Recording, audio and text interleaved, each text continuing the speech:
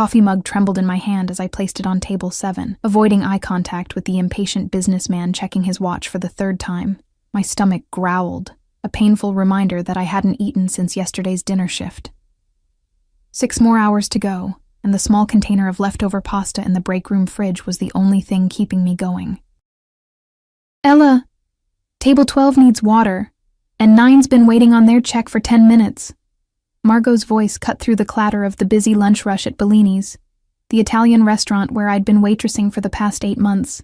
I'm on it, I called back, tucking a strand of dark hair behind my ear, feeling it escape from my hasty ponytail. The truth was, I was drowning. Drowning in late rent notices, in medical bills for my little sister's asthma treatments, in the exhaustion that seemed to have permanently settled into my bones at 25. Boston winters were brutal, and this one had stretched my already thin resources to the breaking point. I hurried past the large windows that faced the upscale neighborhood of North End, the weak February sunlight doing little to warm the restaurant. The lunch crowd at Bellini's consisted mainly of business people and wealthy locals who could afford $20 pasta dishes without blinking. That's when I first noticed him, the old man sitting alone by the window. He hadn't been assigned to my section, but something about him caught my attention. Unlike our usual patrons in their sleek business attire, he wore a worn gray coat and stared out the window with an expression of such profound sadness that it made my own troubles momentarily recede. When I passed his table again, I noticed he had only ordered a cup of tea. No food. His weathered hands, marked with age spots, wrapped around the ceramic cup as if seeking warmth more than refreshment. "Can I get you anything else, sir?" I asked, even though he wasn't my table. He looked up, startled, as if he'd forgotten where he was. His eyes were a striking blue, bright against his olive skin, and there was something dignified about him despite his simple clothes. "No, thank you, dear." His accent was thick. Italian, maybe. "This is fine." I nodded and continued with my duties, but my eyes kept drifting back to him. He reminded me of my grandfather before cancer took him 3 years ago. The same proud posture despite apparent hardship. When I went to the break room to grab my lunch container, a decision formed in my mind before I could overthink it. Back on the floor, I approached his table again. "Would you like some pasta, sir? It's homemade. I have extra." The lie came easily. There was nothing extra about it. It was all I had to eat today, but something in me couldn't bear to see him sitting there with just tea. Surprise flickered across his face, followed by something that might have been embarrassment. "I couldn't possibly. Please," I insisted, already placing my container on his table. "My nonna's recipe. It would make me happy if you enjoyed it." After a moment's hesitation, he accepted with a nod that somehow conveyed both gratitude and dignity.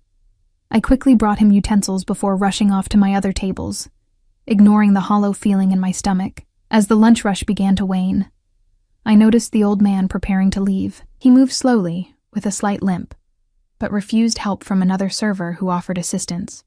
Before departing, he approached the hostess station where I was reorganizing menus. "Thank you for your kindness," he said simply, pressing something into my palm. Before I could respond, he had shuffled out the door. I opened my hand to find a worn silver coin with strange markings. Not currency, but some kind of token or medallion. It seemed old and possibly valuable, though I had no idea what it represented. I slipped it into my pocket, oddly touched by the gesture. The rest of my shift passed in a blur of fatigue and hunger. By closing time at 10, I was dead on my feet, the coin in my pocket nearly forgotten. I bundled up against the February chill and began the 20-minute walk to my apartment, too tired even to worry about the heating bill waiting for me at home. The streets of North End were mostly deserted, storefronts dark except for the occasional late-night cafe or bar. I hugged the buildings, keeping my head down against the wind. When the black car pulled up beside me, I barely registered it until the passenger window slid down with an electronic hum. "Excuse me." The voice was deep, male, and carried an authority that made me stop despite my better judgment. I peered into the car, making out only a silhouette in the darkness of the back seat. "Can I help you?" I asked, already taking a step back, suddenly aware of how isolated the street had become. "I believe you helped my father today."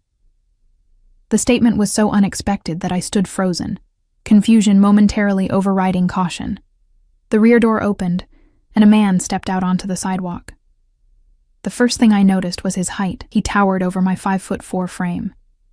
The second was how the streetlight caught the sharp angles of his face, high cheekbones, a strong jaw darkened with stubble, and eyes that mirrored the same striking blue I'd seen earlier today, but without any of the gentleness. He wore a black coat that looked more expensive than my entire wardrobe, and despite the late hour, he was flanked by a broad-shouldered man who remained beside the car, scanning the street with practiced vigilance. "I'm sorry, I don't understand," I managed to say, my voice embarrassingly small in the quiet street. "The man at Bellini's, the one you gave your lunch to." He took a step closer, and I caught the scent of expensive cologne mingled with something darker, like smoke. That was my father. "Oh." I shifted uncomfortably. It was nothing, really. Nothing? The word carried an edge that made me shiver. My father is a proud man. He doesn't accept nothing from strangers. My heart began to pound against my ribs. Had I somehow offended them? Was this some kind of twisted shakedown? "I didn't mean to overstep," I said quickly. He seemed what? The man tilted his head slightly, studying me with an intensity that made me feel like a specimen under glass. "Lonely," I admitted, and I thought he might be hungry. Something flickered across his face. Surprise, perhaps, or disbelief. "And you? Were you not hungry?" The question caught me off guard. "I'm fine. Are you?" His gaze traveled over me, taking in my threadbare coat, the worn sneakers, the exhaustion I couldn't hide. "What's your name?"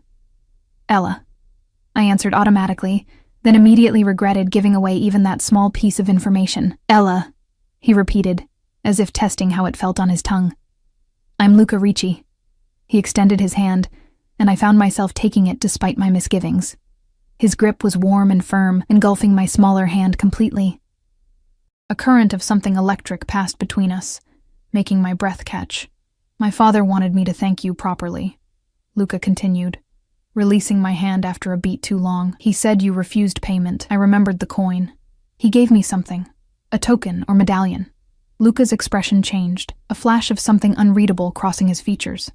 "May I see it?" Hesitantly, I reached into my pocket and produced the silver coin. When Luca saw it, he went very still. "Do you know what this is?" he asked quietly. I shook my head. "It's a Ricci family token. My father hasn't given one to anyone in over 20 years. He looked at me with renewed interest, as if seeing me for the first time. "It means you're under our protection now." "Protection?" I repeated, confusion and a hint of fear making my voice waver. "I don't need protection." Luca's mouth curved into a smile that didn't quite reach his eyes. "Everyone needs protection in this city, Ella. Especially someone who works late and walks home alone." Before I could formulate a response, he gestured to the open car door. "Let me drive you home. It's cold, and you look exhausted." Every warning bell in my head was ringing, but the fatigue weighing on my limbs and the biting cold made the sleek, warm car look impossibly tempting. Still, I hesitated. "I don't know you," I said, clutching my bag closer. "But my father knows you," Luca countered smoothly. "And in my world, that counts for everything." Something in his tone suggested this wasn't really a request, despite its polite phrasing. The silent man by the car shifted slightly, a subtle reminder of Luca's authority. "Just a ride home," Luca added, his voice softening fractionally, "to express my gratitude." Making what was possibly the worst or best decision of my life, I stepped toward the car. Luca's hand came to rest on the small of my back as he guided me inside. His touch feather-light yet somehow possessive. The interior was luxurious, soft leather seats and warmth that enveloped me immediately. Luca slid in beside me, his large frame making the spacious back seat suddenly feel intimate. "Address?" he asked as the driver started the engine. I gave it reluctantly, hyper-aware of his proximity and the subtle scent of his cologne. We drove in silence for a few minutes, the gentle hum of the car making my eyelids heavy despite my nervousness. "You work hard," Luca remarked. Not a question, but an observation. "2 jobs," I replied automatically. "Bellini's during the day and bartending at the Alibi on weekends." "To support yourself?" "And my sister," I found myself admitting. "She's 17, still in high school." "Parents?" gone. The single word carried all the explanation I was willing to give a stranger. Luca nodded, as if my sparse answers had confirmed something for him. When we pulled up to my rundown apartment building, embarrassment flushed through me. The contrast between his world and mine couldn't have been more stark. "Thank you for the ride," I said quickly, eager to escape the confines of the car and the intensity of his gaze. "Ella." His voice stopped me as I reached for the door handle. He pulled out a business card and pressed it into my palm, much as his father had done with the coin. "If you need anything at all, call this number." The card was heavy, cream-colored stock with just a phone number embossed in black. No name, no title. Why would you help me? I couldn't stop the question from tumbling out. Luca's eyes met mine, and something hungry flickered in their blue depths. "Let's just say I take care of what belongs to me." A chill ran down my spine at his words. "I don't belong to anyone." His smile was slow, predatory. "You accepted my father's token. In our world, that means something." Before I could process the implications of that statement, he leaned closer, his breath warm against my ear. "Sleep well, Ella. I'll be seeing you again soon." I scrambled out of the car, clutching my bag and the mysterious card, watching as the black vehicle pulled smoothly away from the curb. Only when it disappeared around the corner did I release the breath I'd been holding. Inside my cold apartment, I leaned against the door, trying to make sense of the encounter. The silver token felt heavy in my pocket, and Luca's parting words echoed in my mind. "I'll be seeing you again soon." I had no idea who Luca Ricci really was, but something told me my simple act of kindness had just entangled me in something far bigger and more dangerous than I could imagine. And the most terrifying part? A small, traitorous part of me was already looking forward to seeing those piercing blue eyes again. Sleep came fitfully that night, my dreams haunted by piercing blue eyes and cryptic warnings. I woke before my alarm, the silver coin still clutched in my palm, the edges having left imprints on my skin. Morning light filtered weakly through my thin curtains, illuminating the modest studio apartment I shared with my sister Mia. She was still asleep on the pull-out sofa, her dark hair spilling across the pillow, her breathing slightly labored from the cold aggravating her asthma. We couldn't afford to keep the heat running through the night, not with the electric bill already overdue. I slipped out of bed, careful not to wake her, and headed to our tiny bathroom. The mirror reflected a face I barely recognized some days. Dark circles under hazel eyes, cheekbones too prominent from too many skipped meals. I splashed cold water on my face, trying to wash away the lingering unease from last night's encounter. "Who are you, Luca Ricci?"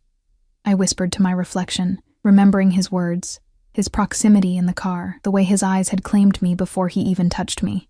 The business card sat on my nightstand, its elegant simplicity somehow threatening in the harsh morning light. I should throw it away, forget the whole strange encounter, yet something stopped me. I tucked it into my wallet instead, next to the meager collection of bills that would barely cover this week's groceries. "Ella," Mia's sleepy voice called from the main room. "You're up early." I emerged from the bathroom with a forced smile. "Just couldn't sleep.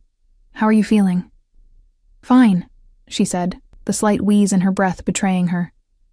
"Are you working both jobs today?" "Just Bellini's," I replied, moving to the kitchenette to start coffee. "But I picked up an extra shift tomorrow." Mia frowned, pushing herself up on the sofa bed. "You're working too much," says the straight-A student who's getting into Boston University with a scholarship, I countered, tossing a granola bar her way. "Someone has to keep you in those fancy textbooks." She caught the bar, but didn't open it. "I got another letter from the financial aid office yesterday. Even with the scholarship, there's still a gap." My stomach twisted. We'd been through this before. The scholarship was impressive but partial. And even with loans, we were looking at thousands in out-of-pocket expenses. Money we simply didn't have. "We'll figure it out," I said with more confidence than I felt. "Eat your breakfast. You'll be late for school." As Mia shuffled to the bathroom, I leaned against the counter, the familiar weight of responsibility pressing down on me. 4 years ago, when our mother succumbed to the same heart condition that had taken our father years earlier, I dropped out of community college to keep us afloat. Everything since then had been about survival and making sure Mia had the chances I'd lost. My phone buzzed with a text from an unknown number. "Good morning, Ella. I hope you slept well. A package will arrive for you at Bellini's today. Luca." I nearly dropped the phone, my heart racing. How had he gotten my number? I hadn't given it to him. The invasion of privacy sent a chill down my spine, yet mingled with it was an inexplicable thrill that he'd thought of me this morning. I didn't respond, unsure what to say, or if I should encourage whatever this was. Instead, I focused on getting Mia out the door with her inhaler and lunch money, then prepared for my own day with a gnawing anxiety about what awaited me at work. Bellini's was quieter than usual for a weekday lunch, the February weather keeping many potential customers at home. I moved mechanically through my tasks, jumping at every opening door, expecting Luca or his father to appear. By mid-afternoon, nothing had happened, and I began to think the text had been some kind of strange joke. Then Margot approached me, curiosity evident in her expression. "There's a delivery for you at the front." At the hostess station stood a courier in a crisp uniform, holding a large white box tied with a simple black ribbon. "Ella Blackwood?" he asked, consulting his clipboard. "That's me," I confirmed, bewildered. "Sign here, please." After I scribbled my signature, he handed me the box with a polite nod and departed. The other servers gathered, watching with undisguised interest as I set the box on the counter. "Secret admirer?" Margot teased. "No idea," I murmured, tugging at the ribbon with trembling fingers. Inside, nestled in tissue paper, lay a coat, a beautiful caramel-colored wool coat that looked impossibly expensive. Beneath it was a pair of leather gloves lined with soft cashmere and a cream-colored scarf. A small card rested atop these treasures. No one under my protection should walk home cold. Heat rushed to my face, part embarrassment, part indignation, part something else I didn't want to name. "Wow," breathed Margot, reaching out to touch the coat sleeve. "This is Max Mara. That's like $2,000, easy." $2,000? I echoed incredulously. "For a coat?" "Who sent it?" another server asked, peering at the card I quickly tucked away. "Just someone I met," I said vaguely. "There's been a mistake. I can't accept this." But even as I said it, I remembered the heating bill waiting at home, Mia's wheezing this morning, the financial aid letter. The coat represented more money than I made in a month. If I returned it, no. I shut down that calculating part of my brain immediately. Whatever Luca Ricci's game was, I wanted no part of it. Gifts like this came with strings, expectations. I'd learned that lesson the hard way before. I closed the box and stashed it in the break room, trying to focus on my remaining tables. But my mind kept drifting to the coat, to Luca's text, to the silver token that seemed to have upended my carefully constructed, if precarious life in less than 24 hours. At the end of my shift, I changed out of my uniform and reluctantly retrieved the box. Whatever I decided to do with its contents, leaving it at the restaurant wasn't an option. The temperature had dropped further, and my thin jacket provided little protection against the biting wind as I stepped outside. The black car was waiting at the curb. My steps faltered as the back door opened, and Luca emerged, looking even more imposing than I remembered. Today he wore a charcoal suit under his open coat, the tailored lines emphasizing his broad shoulders and lean frame. The same silent bodyguard hovered nearby, his presence a reminder of who I was dealing with. "You didn't respond to my message," Luca said by way of greeting. His eyes dropped to the box in my arms, then back to my face, assessing. "How did you get my number?" I countered, keeping my distance. A slight smile played at the corners of his mouth. "I have resources." "That's not an answer. It's the only one you're getting for now." He nodded toward the box. "You haven't tried it on." "I'm returning it," I said firmly, extending the box toward him. "I appreciate the gesture, but I can't accept gifts like this from someone I barely know." Luca made no move to take the box. "You gave your lunch to a stranger yesterday with no expectation of return. Why is it so difficult to accept something given in the same spirit?" "Because that was a $7 container of pasta, not a $2,000 coat." The words burst out louder than I intended, drawing glances from passers-by. Luca stepped closer, his voice dropping to a register that seemed to vibrate through me. "The value is relative, Ella. To you, that lunch might have been everything you had. To me, this, he gestured to the box, is nothing. The casual dismissal of an amount that could change my and Mia's circumstances stung more than it should have. Then it should be easy to take it back, I insisted, still holding out the box. He studied me, head tilted slightly. You're not what I expected. What did you expect? Someone who would be easier to impress. There was a note of genuine curiosity in his voice. Someone who would ask for more, not less. Then you've clearly been dealing with the wrong kind of people, I replied, a spark of defiance cutting through my unease. Luca's laugh was unexpected, a rich, warm sound that transformed his severe features into something dangerously attractive. Clearly.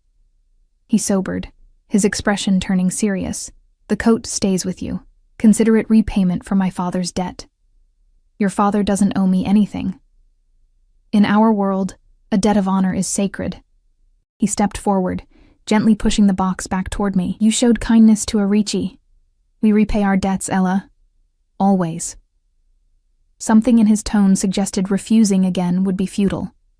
I lowered the box, still unsure. At least let me drive you home, he offered, gesturing to the waiting car. It's colder today. I hesitated, weighing my options. The walk home was long, and my thin jacket offered little protection against the February chill. Plus I was curious, about him, about his father, about the token that apparently meant so much. All right, I conceded. But just a ride. His satisfied smile suggested he'd known I would agree all along. Inside the car, the familiar scent of leather and his cologne enveloped me. I set the box between us, a flimsy barrier that did little to diminish his overwhelming presence. Your father, I began after we pulled away from the curb. Is he well? Luca's expression softened fractionally. He is, though he tires easily these days. He mentioned your kindness several times last night. Why was he alone at Bellini's? I asked. If he's important to you, shouldn't someone have been with him? A shadow passed over Luca's face. My father is stubborn. He slipped away from his caretaker yesterday. Not the first time. He used to run our family business before his health declined. He glanced at me. He was diagnosed with early-stage Alzheimer's last year. The revelation surprised me. Not just the information itself, but that Luca would share something so personal. I'm sorry, I said softly. Don't be. He has good days and bad days. Yesterday was complicated. The anniversary of my mother's passing, he added after a pause, his gaze fixed on the passing cityscape. He was visiting her favorite restaurant. The unexpected vulnerability in his admission made my chest tighten. I thought of my own parents, of the emptiness their absence had left behind. I understand, I said simply. My mother died 4 years ago. Some days I still expect to hear her voice when I walk through the door. Luca turned to me, his blue eyes searching mine as if looking for the truth in my words. Whatever he found seemed to satisfy him. He nodded once, then changed the subject. You mentioned a sister yesterday. Mia, I confirmed. She's 17. Finishing high school this year. And it's just the two of you? Yes. That's a heavy burden for someone your age. I bristled slightly. It's not a burden. She's all I have. I didn't mean to offend, he said, holding up a hand. Family responsibility is something I understand better than most. The car slowed as we approached my building. Unlike last night, Luca exited first, coming around to open my door. The gesture was unexpectedly gentlemanly from someone who exuded such dangerous energy. Will you try on the coat? He asked as I stepped out, still clutching the box. Why is it so important to you? Because you need it, he replied simply, and because I want to see you in it. There was no mistaking the hunger that darkened his eyes as he spoke. It sent a flurry of butterflies through my stomach, a sensation I hadn't experienced in years. Against my better judgment, I set the box on the hood of the car and withdrew the caramel coat. It was even more beautiful in the fading daylight, the wool soft against my fingertips. I slipped it on, immediately enveloped in its warmth and subtle scent of luxury. Luca's intake of breath was audible. He circled me slowly, his gaze appreciative but somehow proprietary, as if confirming what he already knew, that I would look exactly as he had imagined in his gift. Perfect, he murmured, stopping before me. He reached out, adjusting the collar gently, his knuckles brushing against my neck. The contact, brief as it was, sent electricity coursing through me. "Thank you," I whispered, suddenly breathless. "But I still don't understand what you want from me." Luca's hands lingered at my collar, his proximity overwhelming my senses. "Dinner," he said, "tomorrow night. Let me thank you properly for what you did for my father." Warning bells clanged in my head, but they seemed distant compared to the thundering of my heart. "I'm working tomorrow. The alibi, remember? What time do you finish?" 11. "I'll pick you up." It wasn't a question. I should have refused, should have stepped back, returned the coat, walked away from whatever dangerous game this was. Instead, I heard myself say, "Okay." His smile was triumphant, though he tried to hide it. "Until tomorrow, then." I nodded, unable to form words as he leaned in, his lips brushing my cheek in a barely there kiss that nevertheless branded me more effectively than any possessive touch could have. As I watched the black car pull away, I stood on the sidewalk wrapped in a coat worth more than 2 months' rent, touching my fingers to the spot his lips had grazed, wondering what I'd just agreed to. Inside my apartment, Mia looked up from her homework, her eyes widening as she took in my appearance. "Whoa. Where did you get that?" "It was a gift," I said vaguely, slipping it off and carefully laying it across our small kitchen counter. "From who? It looks expensive." "Just someone I met." I busied myself with putting on water for pasta, avoiding her curious gaze. "Ella." Her tone made me turn. "What's going on?" "You're acting weird," I sighed, knowing I couldn't keep secrets from my sister for long. "I did something nice for an old man at the restaurant yesterday. Turns out he's the father of someone important." I hesitated, unsure how to describe Luca. His son wanted to thank me. With a designer coat? Mia's eyebrows rose skeptically. "What kind of important are we talking about here?" I thought of the bodyguard, the luxury car, the way Luca had spoken of family honor and debts. The pieces began to fit together in a way that made my stomach clench. "I'm not entirely sure," I admitted, though a suspicion was forming. "But I think he might be connected to something dangerous." Morning brought a text message from an unknown number, different from Luca's. "Your sister's scholarship has been fully funded. Remaining tuition gap covered. A friend of the Ricci family." I stared at my phone in disbelief, my hands trembling. This couldn't be coincidence. I hadn't mentioned the scholarship issues to Luca, which meant he'd been investigating us, digging into our personal lives. The invasion of privacy made me feel exposed, vulnerable. Yet mingled with my indignation was a shameful relief. Mia's future was secure. When she burst into the apartment that afternoon, waving an official letter from Boston University, her face alight with joy, I couldn't bring myself to tell her the truth. "I got a full ride," she exclaimed, throwing her arms around me. "They said an anonymous donor established a special fund for students with medical needs. Can you believe it?" I hugged her back, swallowing the lump in my throat. "That's amazing, Mia. You deserve it." "Now you can cut back on your hours," she said, pulling away to look at me earnestly. "Maybe even take some classes yourself." "Let's not get ahead of ourselves," I replied with a forced smile. "But this calls for celebration. How about pizza tonight?"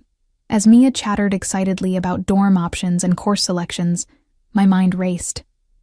Whatever game Luca was playing, he'd just raised the stakes exponentially. The coat was one thing. This was something else entirely, something that bound me to him with invisible strings made of gratitude and obligation. I arrived at the alibi just before my 5 p.m. shift, still wrestling with conflicting emotions. The bar was already filling with the after-work crowd, the familiar din of conversation and clinking glasses a welcome distraction from my thoughts.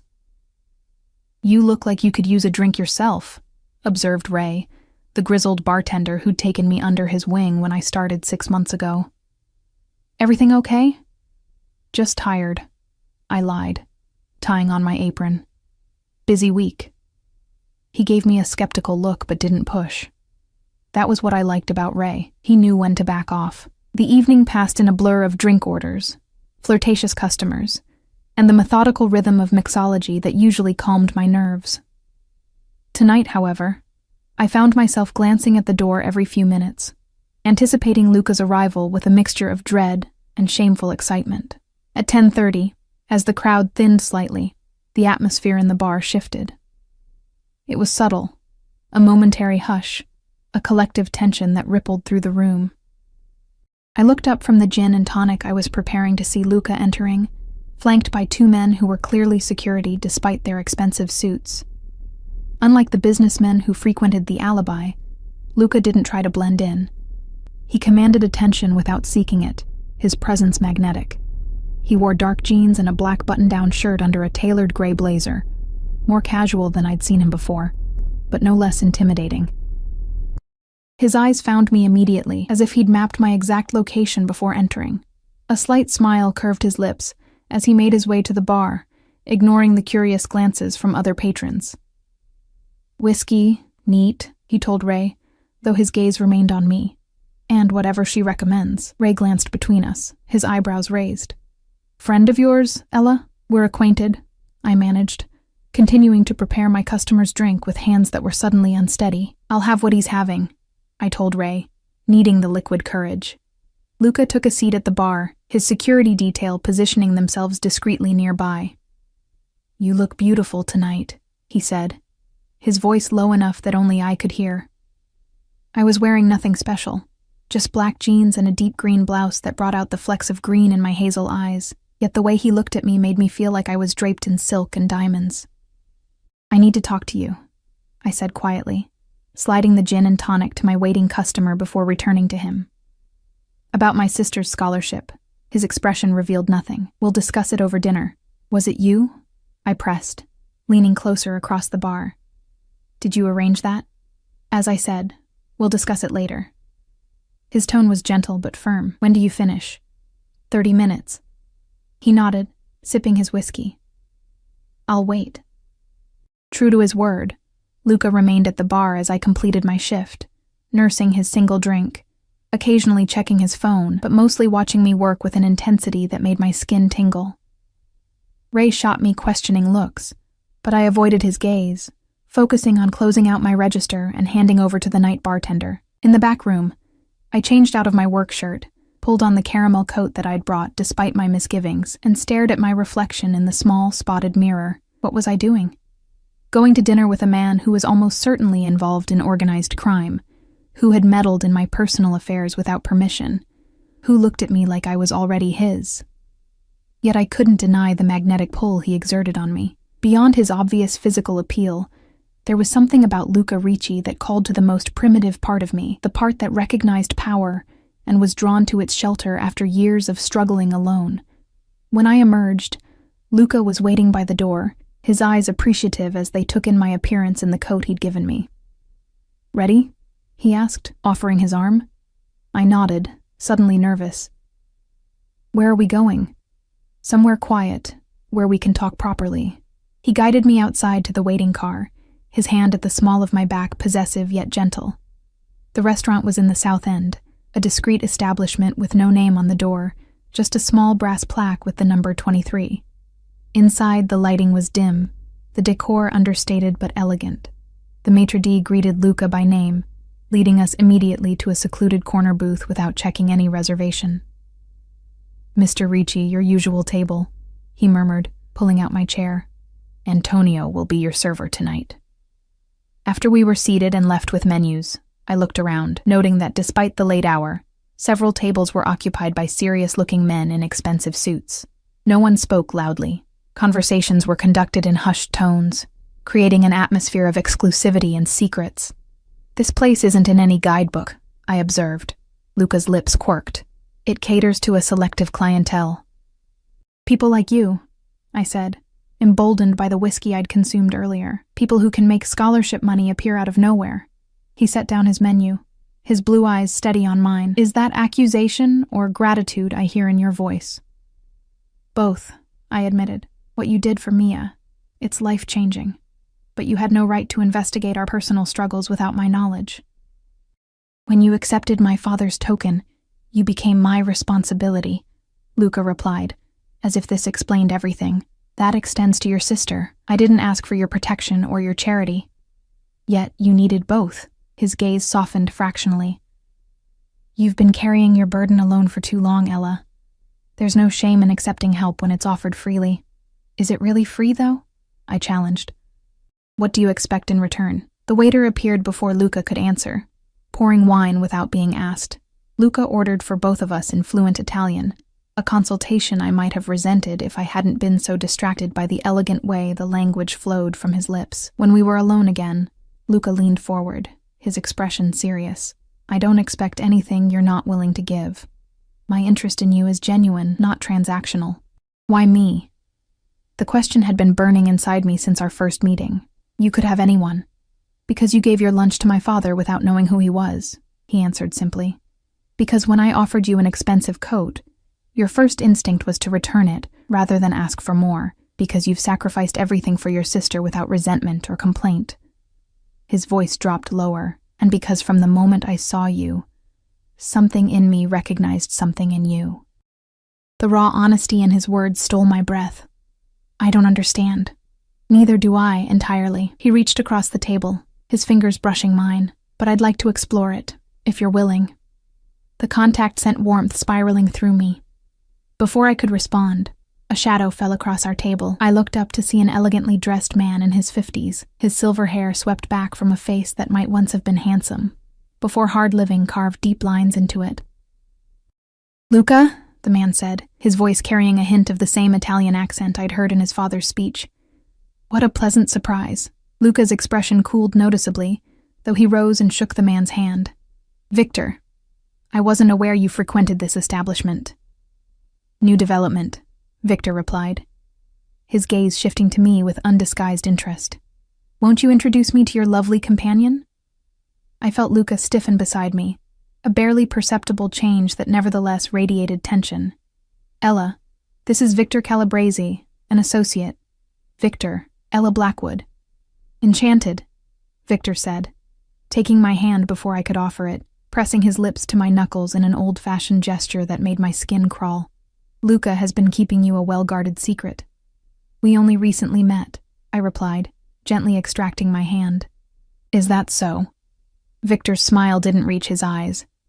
How interesting that Luca would bring a new acquaintance to such an exclusive venue. If you'll excuse us, Luca cut in smoothly. Our dinner is arriving. Victor inclined his head, though his eyes remained cold. Of course. Enjoy your evening. To me, he added, I hope to see more of you, Miss Blackwood. As he walked away, I noticed Luca's knuckles had turned white where he gripped his wine glass. Who is he really? I asked quietly. A rival, Luca answered, his voice tight. And not someone you want to know better. The waiter arrived with our food, delicate pasta dishes that smelled divine, providing a welcome interruption to the sudden tension. As we ate, Luca gradually relaxed, steering the conversation to lighter topics. My childhood in Boston, Mia's academic interests, my abandoned dreams of becoming a photographer. Why did you give it up? He asked when I mentioned my once passionate hobby. Necessity, I replied with a small shrug. Cameras and lenses are expensive. After my mother died, I sold my equipment to cover funeral costs. Something like anger flashed in his eyes. You've had to sacrifice too much. Life isn't always fair, I said, uncomfortable with his intensity.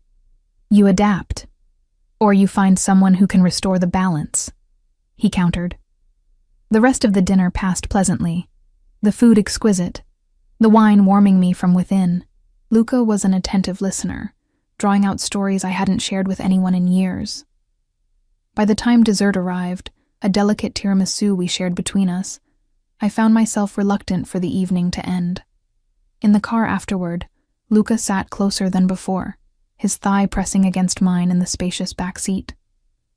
I'd like to see you again, he said, his voice husky in the intimate darkness. I'd like that too, I admitted, surprising myself with my honesty. He smiled, satisfaction evident in his expression. Tomorrow I want to introduce you properly to my father. He's been asking about you. The request seemed significant, though I couldn't pinpoint why. All right. As the car pulled up to my building, Luca walked me to the door, his hand entwined with mine. In the dim hallway, he paused, turning me gently to face him. "Ella," he murmured, one hand coming up to cup my cheek. "May I kiss you?" The question, so formally asked, made my heart race. I nodded, unable to find my voice. Luca leaned in slowly, giving me time to change my mind. When his lips met mine, the kiss was achingly gentle at first, a question rather than a demand. Then, as I responded, it deepened into something hungry and possessive that made my knees weak. His arms encircled me, pulling me against the hard plane of his chest as he explored my mouth with a thoroughness that left me gasping. When we finally broke apart, his eyes had darkened to midnight blue, his breathing as unsteady as mine. "I'll pick you up at noon tomorrow," he said, his voice rough. I nodded, still dazed from the kiss. As I watched him walk away, I touched my fingers to my tingling lips, realizing with a mixture of excitement and trepidation that I was falling for a man who might be as dangerous as he was irresistible. The next day dawned bright but frigid, sunlight glinting off fresh snow that had fallen overnight. I woke early, my thoughts immediately turning to Luca, and the kiss we'd shared, the memory of his lips on mine, the way his arms had enveloped me, sent a flush of warmth through my body that had nothing to do with the extra blanket I'd piled on my bed. Mia was already up, hunched over her laptop at our tiny kitchen table, a mug of coffee steaming beside her. She looked up when I emerged from the bathroom, her expression curious. "So, are you going to tell me about this mystery man who's got you coming home late and smiling in your sleep?" she asked, closing her laptop. "And does he have anything to do with this?" She held up a small package that must have been delivered while I was in the shower. "What is that?" I asked, reaching for it. "No idea. It was outside our door this morning." The box was small, wrapped in simple black paper with no card or note. Inside, nestled in velvet, was a delicate silver pendant, a small camera crafted with exquisite detail, hanging from a fine chain. "Oh," I breathed, lifting it carefully. "Secret admirer?" Mia pressed, leaning forward to examine the necklace. "That looks expensive." I hesitated, unsure how much to share. Mia was smart and perceptive. She'd know if I was hiding something significant. "His name is Luca," I finally admitted. "I met him through work, sort of. He's different." "Different how?" "Intense, confident, used to getting what he wants." I fingered the silver camera pendant, understanding its meaning immediately. Luca had been listening when I mentioned my abandoned passion for photography. "Sounds intriguing," Mia said, her eyes sparkling with interest.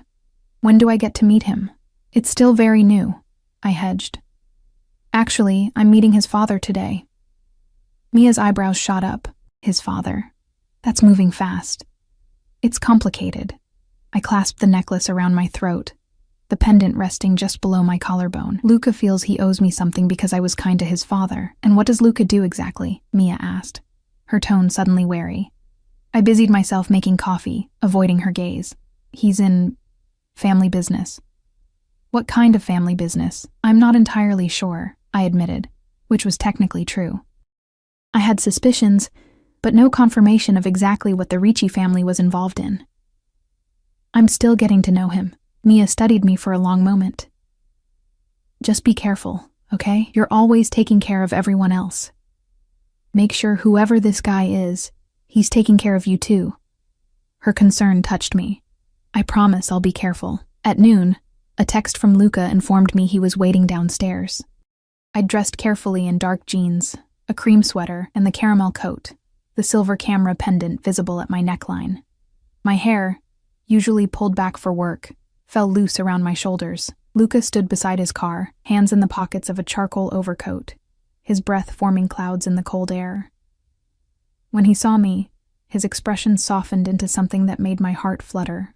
"You're wearing it," he said by way of greeting, reaching out to touch the pendant gently. "Do you like it?" "It's beautiful," I replied honestly. "But you have to stop sending me gifts, Luca. I can't keep accepting them." "It's just a token," he insisted, brushing a strand of hair from my face with unexpected tenderness.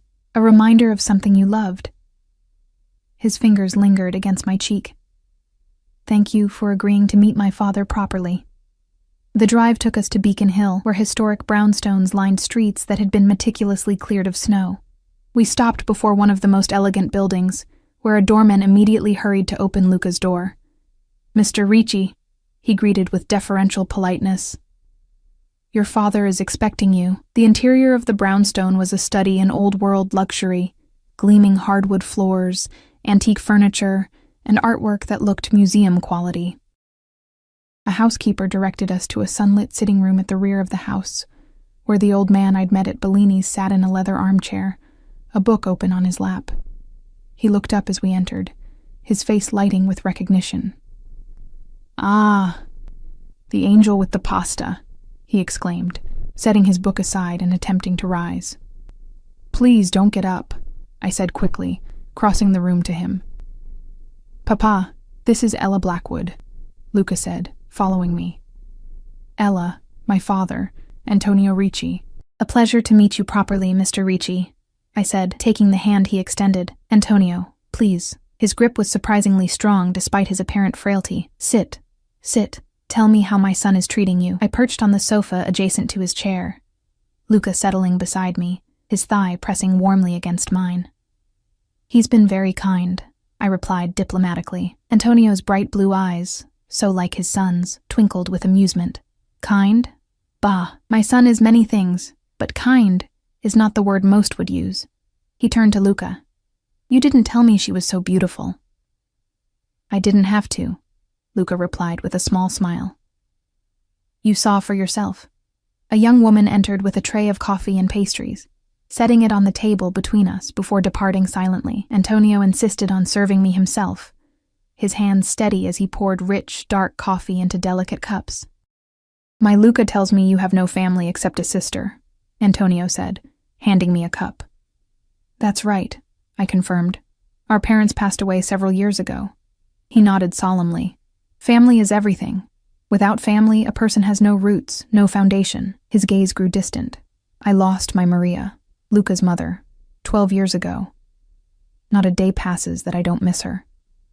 "I'm sorry for your loss," I said softly.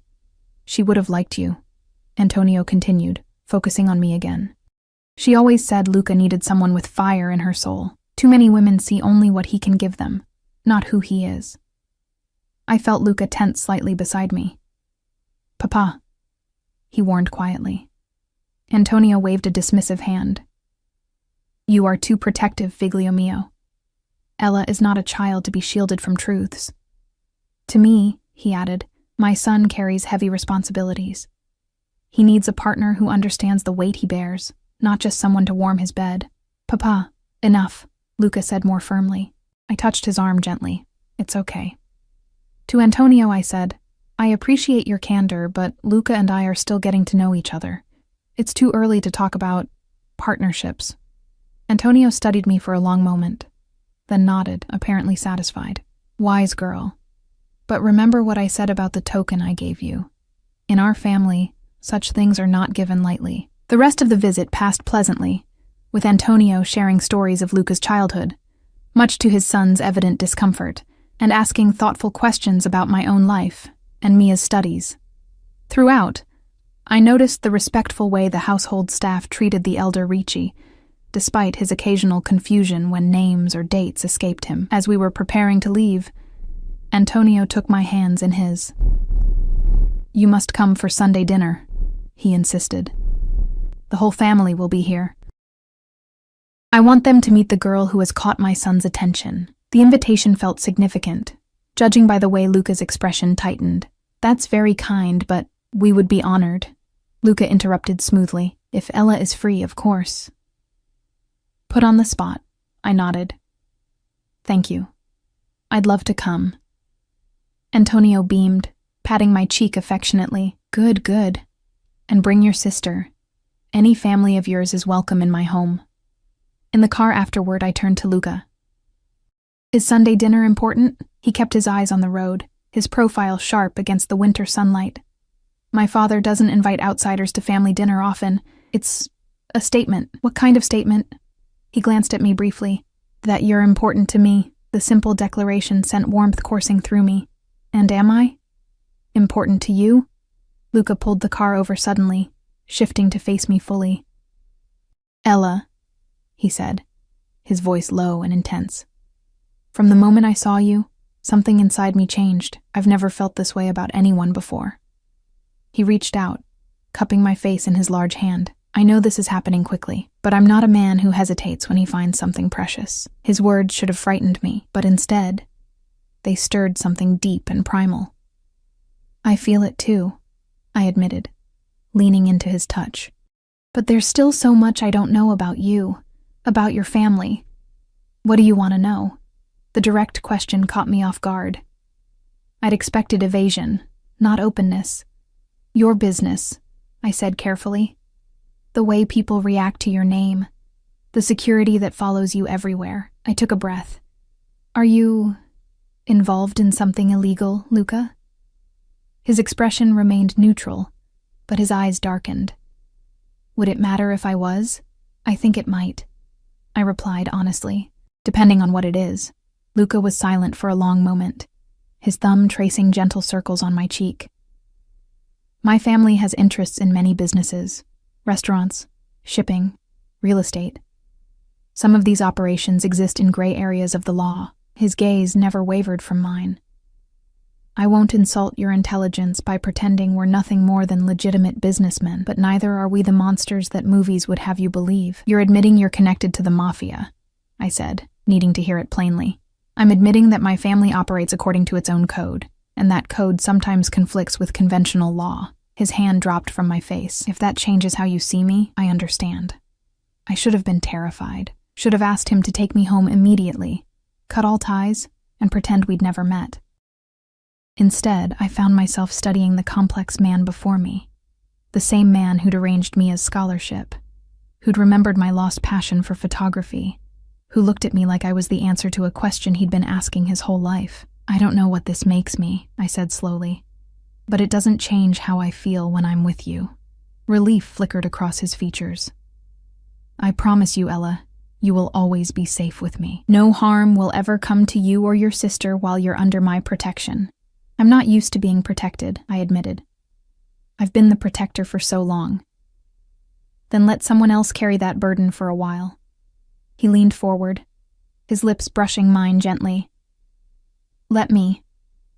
The kiss deepened, his arms pulling me closer across the console between us. Unlike last night's carefully controlled embrace, this was hungry, almost desperate, as if he needed to convince himself that I was real, that I hadn't rejected him despite knowing the truth.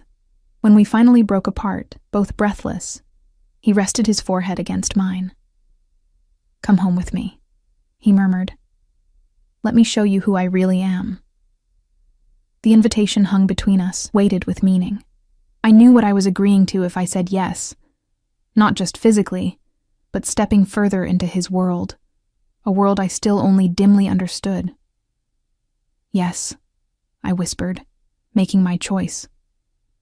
Luca's home was a penthouse apartment, in a sleek high-rise overlooking the harbor. Floor-to-ceiling windows offered panoramic views of the city and water beyond, the winter sunlight turning the snow-covered landscape into a glittering wonderland. The space was surprisingly warm, not in temperature, but in feeling. Modern furnishings in rich browns and deep blues, bookshelves filled with well-worn volumes, even a grand piano in one corner. It was the home of a man with taste and education, not the gaudy display of wealth I might have expected. "It's beautiful," I said, moving to the windows to take in the view. "It's lonely," Luca replied, coming to stand behind me, his hand settling on my waist. "Until now." I turned in his arms, facing him. "Luca, I need to know what happens next. Between us, I mean." "Oh, whatever you want to happen," he answered, his eyes serious. "I won't pressure you." "But you have expectations," I pressed. "Your father certainly seems to." Luca sighed, leading me to the sofa where we sat, his arm around my shoulders. "My father is traditional. In his mind, when a man finds the woman he wants, he doesn't waste time." He touched the pendant at my throat gently. "I won't deny that I feel something powerful for you, Ella, something I've never experienced before. But I don't expect you to make any declarations or commitments until you're ready." The sincerity in his voice touched me deeply. Here was a man accustomed to commanding, to taking what he wanted, offering me choice and time instead. "Thank you," I whispered, leaning into him. For understanding. His lips found mine again, soft and questioning at first, then with growing intensity as I responded eagerly. My hand slid into his hair, pulling him closer as his arms tightened around me. "Ella," he murmured against my mouth, "I've wanted you from the moment I saw you." "Show me," I breathed, surrendering to the fire building between us. His eyes, darkened with desire, searched mine for confirmation. Finding it, he stood, lifting me effortlessly into his arms. As he carried me toward the bedroom, I wrapped my arms around his neck, knowing I was crossing a threshold from which there would be no easy return. The week that followed passed in a dreamlike haze. By day, I continued my shifts at Bellini's, though Luca insisted I quit my weekend job at the Alibi. By night, I found myself increasingly in his world, dining at exclusive restaurants, attending a private gallery opening, spending quiet evenings at his penthouse where we talked for hours before inevitably ending up tangled in his sheets. Through it all, Luca was attentive, passionate, and surprisingly vulnerable in unguarded moments. When he held me in the darkness, he sometimes spoke of his childhood, raised to take over the family business, the weight of legacy and tradition, the loss of his mother that had left both him and Antonio adrift. "I was 19 when she died," he told me one night, his fingers tracing patterns on my bare shoulder. "Cancer. My father was never the same afterward." I pressed closer to him, offering wordless comfort. "Is that when you took over the business?" "Not entirely. My father continued for several years, but I was being groomed, learning every aspect." His arms tightened around me. When his memory began to fail, I had no choice but to step in completely. On Thursday, a package arrived at my apartment, a professional-grade camera with multiple lenses and accessories. The note simply read, "Start creating again. L." This time, I didn't try to refuse the gift.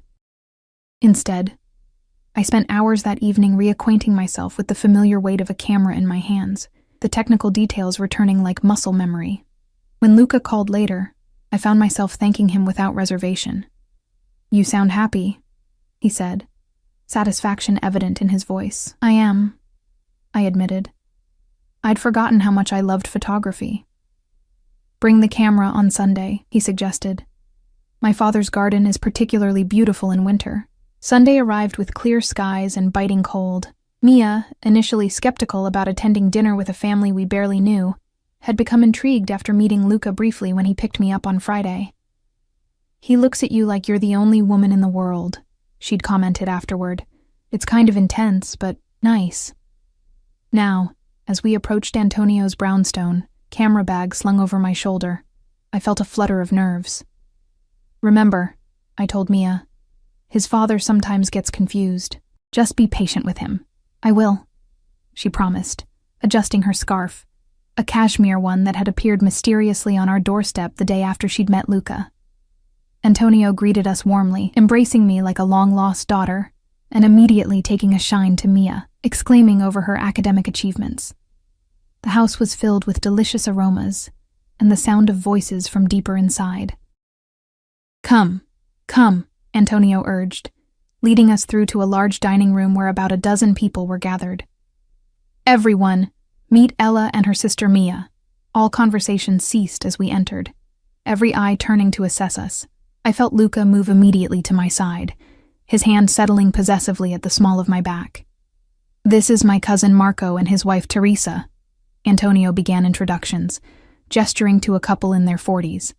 "My nephew Dominic and his fiancée Sophia." He continued around the room, a dizzying array of family members whose names blurred together. I noticed the calculating looks from the women, the appraising glances from the men. We were being evaluated, judged for worthiness. Luca's grip on my waist tightened almost imperceptibly. "And this," Antonio said finally, "is Luca's godfather, Vincent Calabresi." With a jolt, I recognized the silver-haired man from the restaurant, the one Luca had called a rival. Vincent smiled thinly, taking my hand in his cold grip. "We meet again, Miss Blackwood," he said smoothly. "What a pleasant surprise." Luca's entire body tensed beside me. Uncle Vincent, he acknowledged, his tone carefully neutral. I wasn't expecting you today. Your father insisted, Vincent replied, his gaze never leaving my face. Family occasions and all that. Dinner was a lavish affair, course after course of traditional Italian dishes, wine flowing freely, conversation that alternated between English and Italian.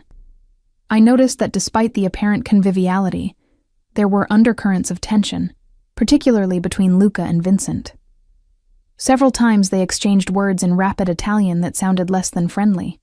Mia, seated beside Antonio, charmed him completely with her quick wit and genuine interest in his stories. I watched them with a warmth spreading through my chest, realizing how much I'd missed seeing her interact with a grandparent figure. After dinner, as everyone moved to the sitting room for coffee, Vincent cornered me in a moment when Luca had stepped away to take a phone call. You've certainly made an impression on the Ricci men, he observed, swirling brandy in a crystal glass. First Antonio, now Luca. Quite the achievement for a waitress from the wrong side of town. I bristled at his condescension. I don't consider kindness an achievement. Kindness, he repeated with a chuckle. Is that what you think secured your place here? My dear, women have been showing kindness to the Ricci men for generations.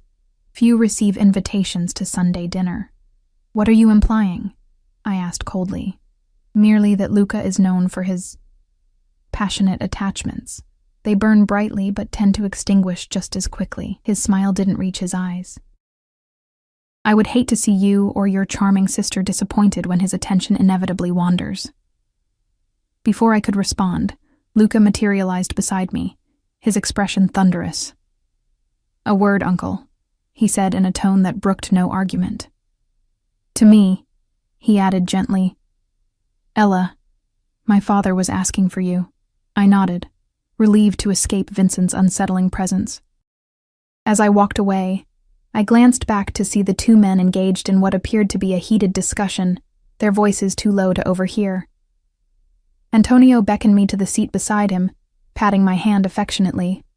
Don't mind Vincent, he said, surprising me with his awareness. He and Luca have been at odds since Maria died. Vincent thought he should have more say in Luca's upbringing, in the business. I disagreed. He seems to disapprove of me, I admitted.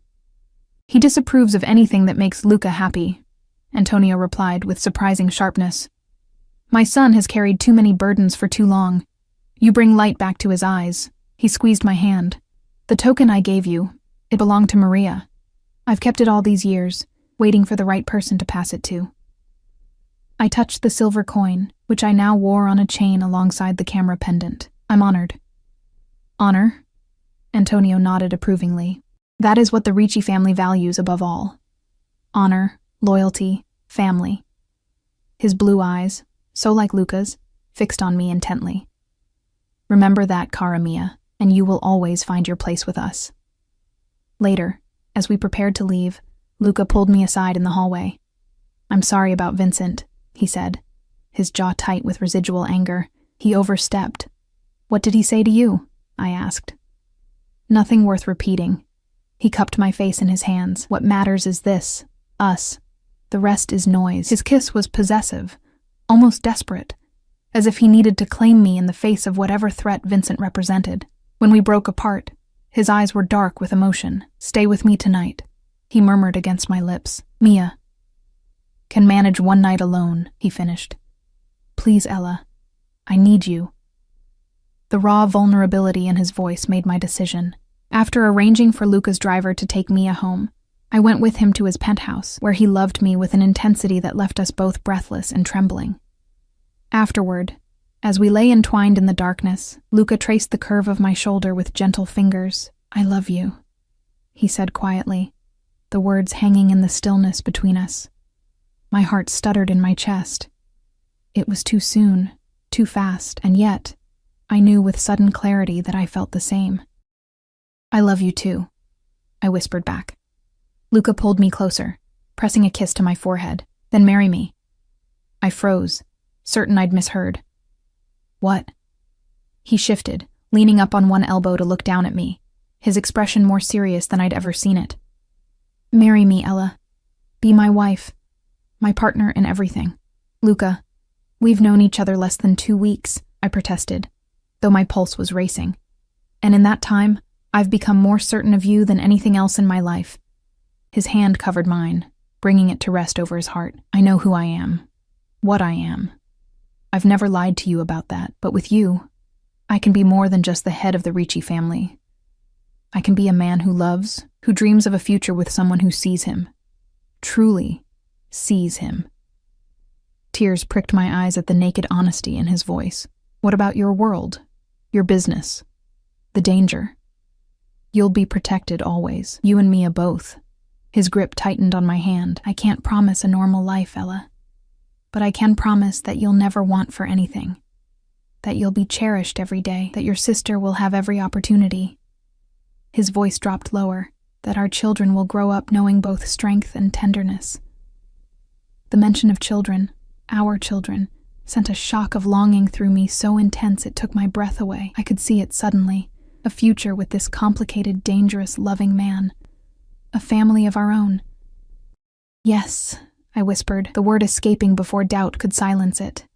Yes, I'll marry you. Luca's face transformed with joy, years of tension falling away as he gathered me into his arms, covering my face with kisses. You've made me the happiest man alive, he murmured against my skin. I swear on my life you'll never regret this decision, as he slid a ring onto my finger. A ring he must have been carrying, hoping. I knew that whatever dangers or complications lay ahead, the path forward was with him. In finding Luca, I'd not only secured Mia's future, but discovered a love I never imagined possible. A love worth any risk.